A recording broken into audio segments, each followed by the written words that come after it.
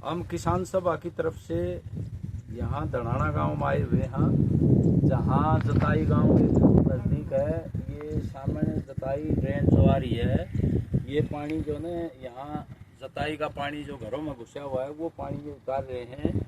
और यहाँ पर ये 80% पानी इसमें जो सामने धनाना ड्रेन है ये नहर की तरफ जा रहा है। मिथासल फिल्टर में वहाँ 2-3 मशीनें लगा रखी है, वहाँ डाल रहे हैं। 20% अभी भी पानी इधर आ रहा है।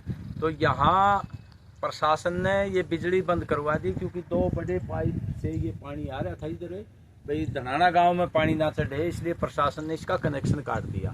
अभी हमने जितेंद्र मान जी से बात की है, एक्शन साहब से, कि वहाँ नहर पर 3-4 मोटरें और लगा दी जाएं मोनोब्लॉक की, तो ये पानी जल्दी निकल सकता है। क्योंकि ये पानी जो ना जताई की तरफ से जो आता है, ये खेत भी डूब गया और खेतों में भी नुकसान है, घरों में भी नुकसान है। ये 50-50 लाख के 2-3 मकान, 4-5 मकान बना रखे, इनमें भी पानी चढ़ गया और वहाँ भी तरेड़ आ रही है। तो अभी मान साहब को बोल रहा है कि भाई ये जो है 3-4 मशीनें और लग जाए तो ये पानी जो है जल्दी उधर चला जाएगा, मिथासल फीडर में डाल दिया जाएगा। जो 61,000 बुर्जी है वहाँ पर, तो उन्होंने आश्वासन दिया है कि फाइल लगा दी है, 2-3 दिन में ये काम हम कर देंगे, 2 दिन में जो है। तो हम मान साहब का धन्यवाद भी करते हैं, एक्शन साहब का, कि उन्होंने ये जो पानी वहाँ फीडर में डालने के लिए 3-4 मशीनें और लगाने का वायदा किया है। और पानी कम हो जाएगा ये, और जो है ना जल्दी ही फिर ये कनेक्शन भी जुड़ जाएगा। ये भी हम प्रशासन से अपील करते हैं कि इस कनेक्शन को बाद में जोड़ दें ताकि आगे दिक्कत ना हो। तो ये पानी इधर नहर में जाएगा, गाँव की तरफ नहीं जाएगा, क्योंकि हम भी नहीं चाहते कि भाई गाँव डूबे इस पानी से। ये हमें भी मालूम है कि गाँव डूबना ठीक नहीं है, कि पहले से कई गाँव सागबन जैसे डूबे पड़े हैं। तो हमारी अपील है कि प्रशासन वहाँ जल्दी से जल्दी मोटरें लगाए ताकि ये पानी निकल जाए, और स्पेशल गिरदावरी करे। यहाँ पे मकानों की भी जो नुकसान हो रहा है, विशेष गिरदावरी करके मुआवजा दिया जाए। और ये प्रति एकड़ कम से कम 1 लाख रुपए किसानों को ये मुआवजा दिया जाए, ये हम मांग करते हैं। यहाँ अभी धनाना में आए हुए थे, यहाँ सारे खेतों का हमने मुआयना किया है।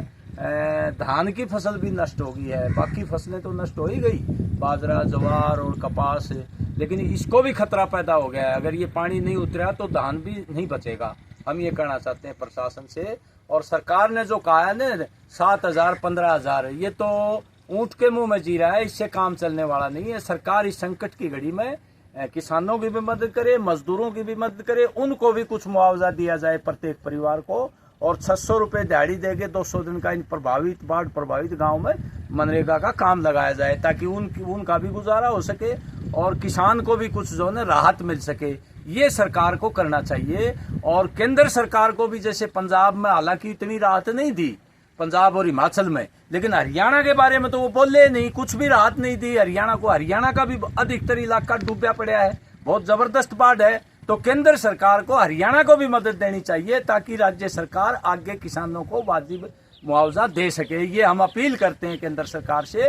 वो हरियाणा के साथ भेदभाव कर रही है, और ना तो यहाँ दौरा किया केंद्रीय मंत्रियों ने और ना ही कोई राहत पैकेज दिया। ये भेदभाव हरियाणा के लोगों के साथ ठीक नहीं है केंद्र सरकार का, ये हम कहना चाहते हैं। उसको भी हरियाणा की सुध लेनी चाहिए।